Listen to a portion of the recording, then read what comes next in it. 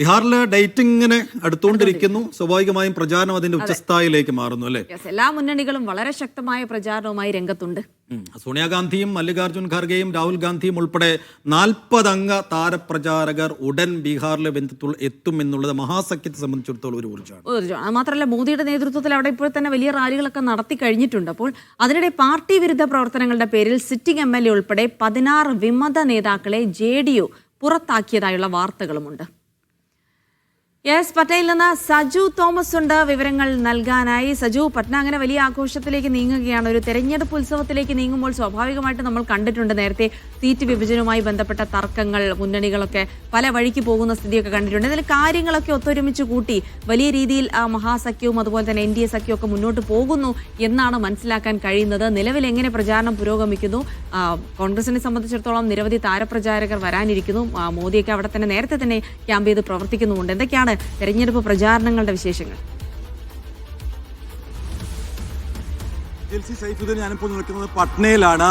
ഇവിടെ ഇപ്പോൾ തെരഞ്ഞെടുപ്പ് കമ്മീഷന്റെ ഓഫീസേഴ്സ് ഇവിടെ വരുന്ന വാഹനങ്ങളൊക്കെ ഇപ്പോൾ പരിശോധിക്കുകയാണ്. തെരഞ്ഞെടുപ്പുമായി ബന്ധപ്പെട്ട് ഇവിടേക്ക് വരുന്ന വാഹനങ്ങളിൽ പണമോ മറ്റ് മദ്യമോ അത്തരത്തിലുള്ള എന്തെങ്കിലും സാമഗ്രികളോ ഉണ്ടോ എന്നുള്ള പരിശോധന നടക്കുന്നത്. ഇതിപ്പോൾ തെരഞ്ഞെടുപ്പ് കമ്മീഷന്റെ ഒരു പോക്കറ്റാണ്. ഇവിടേക്ക് വരുന്ന വാഹനങ്ങളൊക്കെയും പരിശോധിക്കുന്ന ഒരു കാഴ്ചയാണ് ഏകദേശം ഒരു അരമുക്കാൽ മണിക്കൂർ നമുക്കിവിടെ കാണാൻ സാധിക്കുന്നത്. ഞാനിപ്പോൾ നിൽക്കുന്ന ഈ ബക്ര നിയോജക മണ്ഡലമാണ്. ബക്ര നിയോജക മണ്ഡലത്തിൻ്റെ ഒരു പ്രത്യേകത, ഇവിടെ പാട്ന സിറ്റി അല്ലെങ്കിൽ ബീഹാറിൻ്റെ തലസ്ഥാനമായ പാട്ന സിറ്റിയിലെ ഏറ്റവും ജനങ്ങൾ തിങ്ങി പാർക്കുന്ന ഒരു സ്ഥലമാണ്. അതുകൊണ്ട് തന്നെ ഇവിടേക്ക് കൂടുതൽ പരിശോധനയൊക്കെയും കഴിഞ്ഞ ദിവസം തന്നെ തെരഞ്ഞെടുപ്പ് കമ്മീഷൻ പറഞ്ഞിരുന്നു ഇവിടേക്ക് കൂടുതൽ പരിശോധനയൊക്കെയും നടത്തുമെന്ന്. എന്തായാലും ഇപ്പോൾ തെരഞ്ഞെടുപ്പിന് ഇനിയിപ്പോൾ ആദ്യഘട്ട വോട്ടെടുപ്പിന് ഇനിയിപ്പോൾ 9 ദിവസങ്ങൾ മാത്രമാണ് ബാക്കിയുള്ളത്. തിരക്കിട്ട പ്രചാരണവുമായി മുൻപോട്ട് പോവുകയാണ് തെരഞ്ഞെടുപ്പ് കമ്മീഷന്റെ ഓഫീസേഴ്സും അതോടൊപ്പം തന്നെ പോലീസ് ഉദ്യോഗസ്ഥരുമാണ് ഇവിടെ ഇപ്പോൾ പരിശോധനയൊക്കെയും നടത്തിക്കൊണ്ടിരിക്കുന്നത്. ഇപ്പോൾ നമ്മോടൊപ്പം തെരഞ്ഞെടുപ്പ് കമ്മീഷന്റെ ഒരു ഓഫീസർ ചേരുകയാണ്.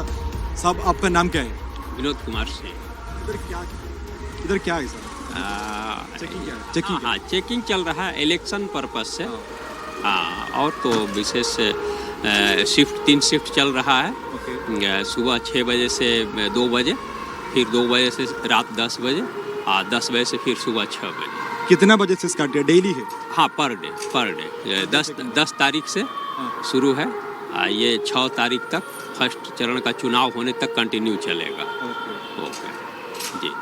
ജിൽസി, അതായത് എല്ലാ ദിവസവും ചെക്കിങ് ഇവിടെ പുരോഗമിക്കുകയാണ്. പ്രത്യേകിച്ച് ഇനിയിപ്പോൾ 9 ദിവസങ്ങൾ മാത്രമാണ് അവശേഷിക്കുന്നത്. അതുകൊണ്ട് തന്നെ വലിയ രീതിയിലുള്ള ചെക്കിങ് അത് നടത്തണമെന്നുള്ളത് തെരഞ്ഞെടുപ്പ് നേരത്തെ തന്നെ വ്യക്തമാക്കിയിട്ടുണ്ട്. പ്രത്യേകിച്ച് വലിയ പ്രതിസന്ധികളും പ്രശ്നങ്ങളൊക്കെയും ഉടലെടുക്കാൻ സാധ്യതയുള്ള ഒരു മേഖലയാണ് ബീഹാർ. അതുകൊണ്ട് തന്നെ ഈ പ്രശ്നങ്ങളൊക്കെയും അതിജീവിച്ചുകൊണ്ട് മുൻപോട്ട് പോകേണ്ട, വോട്ടെടുപ്പ് നടത്തേണ്ട ഒരു ഉത്തരവാദിത്തം തെരഞ്ഞെടുപ്പ് കമ്മീഷൻ. അതുകൊണ്ട് തന്നെ എല്ലാം ഭംഗിയാക്കി തീർക്കാൻ വേണ്ടിയുള്ള എല്ലാ ചുറ്റുവട്ടങ്ങളും തെരഞ്ഞെടുപ്പ് കമ്മീഷന്റെ ഭാഗത്തുനിന്നും പുരോഗമിച്ചുകൊണ്ടിരിക്കുകയാണ്. പ്രധാനമന്ത്രി മറ്റന്നാൾ വീണ്ടും അദ്ദേഹം പട്നയിലേക്ക് എത്തുന്നുണ്ട്. പ്രധാനമായിട്ടും കഴിഞ്ഞ ദിവസം അദ്ദേഹം എത്തിയ വലിയ ആരോപണങ്ങൾ RJDക്കെതിരെയും തേജസ്വി യാദവിനെതിരെയും ഉയർത്തിയിരുന്നു. അതിന്റെ പശ്ചാത്തലത്തിൽ പുതിയ താരപ്രചാരകൻ 40 അംഗ താരപ്രചാരക ലിസ്റ്റൊക്കെയും കോൺഗ്രസ് ഇന്നലെ പുറത്തിറക്കിയിട്ടുണ്ട്. കോൺഗ്രസിന്റെ അധ്യക്ഷൻ മല്ലികാർജുൻ ഖാർഗെ, സോണിയാഗാന്ധി, രാഹുൽ ഗാന്ധി, പ്രിയങ്ക ഗാന്ധി ഉൾപ്പെടെയുള്ളവരുടെ പേരുകൾ അടങ്ങിയിട്ടുള്ള ഒരു വൻ നിര തന്നെയാണ് ബീഹാറിലേക്ക് എത്താൻ പോകുന്നത്. എന്തായാലും BJPയുടെ ഭാഗത്തും തിരക്കിട്ട പ്രചാരണങ്ങൾ നടക്കുകയാണ്. അതിനിടയിലാണ് മുഖ്യമന്ത്രി സ്ഥാനാർത്ഥി ആരെന്നുള്ള ചോദ്യത്തിന് ഇതുവരെയും ഉത്തരമായിട്ടില്ല. പ്രത്യേകിച്ച്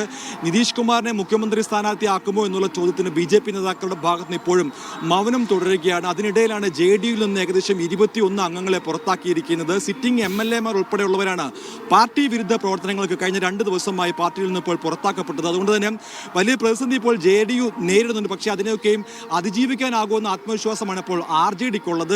RJD എന്തായാലും വലിയ പ്രചാരണമായിട്ടൊക്കെ മുൻപോട്ട് പോയിക്കൊണ്ടിരിക്കുകയാണ്. നമ്മൾ ഇന്നിപ്പോൾ ഇവിടെ ഛഠ് പൂജയാണ്. ഛഠ് പൂജ ആയി ബന്ധപ്പെട്ട് വിവിധ സ്ഥലങ്ങളിൽ ഇവിടെ എല്ലാം നമ്മുടെ ഒരു ഓണം മൂഡ് പോലെയാണ്. കടകളൊക്കെ അടഞ്ഞു കിടക്കുകയാണ്. വലിയ പരിശോധനകൾ നടക്കുന്നു. തെരഞ്ഞെടുപ്പിൻ്റെ ഒരു ആഘോഷമുണ്ടെങ്കിൽ തന്നെയും ഛഠ് പൂജയായിട്ട് നേതാക്കളും ജനങ്ങളൊക്കെയും വീട്ടിൽ തന്നെയാണ്. അതുകൊണ്ട് തന്നെ രാവിലെ ഒരു പാട്ന ഒരു തലസ്ഥാന നഗരത്തിൻ്റെ ഒരു ഒരുക്കങ്ങളും ഇവിടെ കാണാൻ കഴിയുന്നില്ല. ഛഠ് പൂജയുമായിട്ട് ബന്ധപ്പെട്ടുള്ള ഒരുക്കങ്ങളാണ് ഏറ്റവും കൂടുതലായിട്ട് ഇവിടെ കാണാൻ സാധിക്കുന്നത്. ഒരു ഭാഗത്ത് ഇവിടെ ഈ വാഴകൾ വിൽക്കുന്നുണ്ട്, അതോടൊപ്പം തന്നെ പൂക്കൾ വിൽക്കുന്നുണ്ട്. ഇതൊക്കെയും വീടുകളും റോഡുകളൊക്കെ അലങ്കരിക്കാൻ വേണ്ടിയുള്ള സാധന സാമഗ്രികളൊക്കെ ഇവിടെ വിൽക്കുന്നുണ്ട്. ഇവിടെ ചെറിയൊരു തട്ടുകടയുണ്ട്. ഇവിടുത്തെ ജനങ്ങളോട് തന്നെ ചോദിക്കാം ഈ തെരഞ്ഞെടുപ്പുമായി ബന്ധപ്പെട്ട് എന്താണ് അവരുടെ മനസ്സിൽ, അല്ലെങ്കിൽ എന്താണ് അവരുടെ കാഴ്ചപ്പാടുകളും ചോദിക്കാം. ഭയ്യ, तो अभी ये चुनाव में क्या उम्मीद है? भैया अभी तो चुनाव है, ये चुनाव है, क्या उम्मीद है? हम कुछ नहीं बताएंगे। मिला जुला के ठीक है नीतीश कुमार, तेजस्वी ठीक है। तो क्या उम्मीद है? अब ये नहीं बतला सकते, ये नहीं बतला सकते हैं कि उम्मीद है कि नहीं है।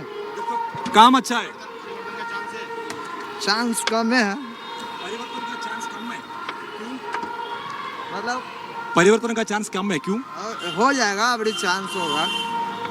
അതായത് ഇവിടുത്തെ സാധാരണ ജനങ്ങളൊക്കെയും പറയുന്ന ഒരു മാറ്റത്തിനുള്ള ലക്ഷ്യങ്ങൾ കാണുന്നുണ്ട്, പക്ഷേ അത് ഒരു Yes. വലിയ രീതിയിലുള്ള മാറ്റത്തിലേക്ക് കാണുന്നില്ല എന്ന് തന്നെയാണ്. പ്രത്യേകിച്ച് അവരൊക്കെയും പറയാൻ തന്നെ ഒരു മടിയാണ്. നമുക്കറിയാം വലിയ പ്രതിസന്ധികൾ നിലനിൽക്കുന്ന അല്ലെങ്കിൽ ഒരു സംസ്ഥാനമാണ് ബീഹാർ. പ്രത്യേകിച്ച് തൊഴിലില്ലായ്മ അടക്കമുള്ള പ്രശ്നങ്ങൾ വലിയ രീതിയിൽ അലട്ടുന്നുണ്ട്. അതുകൊണ്ട് തന്നെ ഈ വിഷയങ്ങളുമായിട്ടൊക്കെ ബന്ധപ്പെട്ട് വലിയ പ്രചരണങ്ങളാണ് ഇന്ത്യ മുന്നണിയുടെ ഭാഗത്തു നിന്നും മുന്നേറുന്നത്. അതുകൊണ്ട് തന്നെ ഈ പ്രചരണങ്ങളുമായിട്ട് ഇനിയുള്ള 9 ദിവസവും മുന്നേറാൻ തന്നെയാണ് ഇന്ത്യ മുന്നണിയുടെ മഹാസഖ്യത്തിന് നീക്കം. എന്തായാലും ആദ്യഘട്ടത്തിൽ ഉണ്ടായിരുന്ന പ്രതിസന്ധികളൊക്കെയും ഒഴിഞ്ഞു നിന്നുകൊണ്ട് ഇന്ത്യ സഖ്യം അല്ലെങ്കിൽ മഹാസഖ്യം വലിയ രീതിയിൽ ഇപ്പോൾ മുന്നേറുകയാണ്. അതുകൊണ്ട് തന്നെ ഒരു ആത്മവിശ്വാസം ഇന്ത്യ മുന്നണിയുടെ നേതാക്കന്മാർക്കുണ്ട്. ഇന്ന് രാവിലെയാണ് നമ്മളിവിടെ എത്തിയത്. ശരി. പാർട്ടി ഓഫീസുകളൊക്കെ പോയപ്പോൾ എല്ലാ പാർട്ടി ഓഫീസുകളും അടഞ്ഞു തന്നെ കിടക്കുകയാണ്. ഛഠ് പൂജയുമായിട്ട് ബന്ധപ്പെട്ടുള്ള ആഘോഷങ്ങളിലേക്കാണ് നേതാക്കളും പ്രവർത്തകരും പോയിരിക്കുന്നത്. എന്തായാലും ഇനിയുള്ള ദിവസങ്ങൾ തിരക്കിട്ട് കൊണ്ടുപിടിച്ചുള്ള പ്രചാരണ മുഖം തുറക്കാൻ തന്നെയാണ് എല്ലാ പാർട്ടികളുടെയും മുന്നണികളുടെയും തീരുമാനം.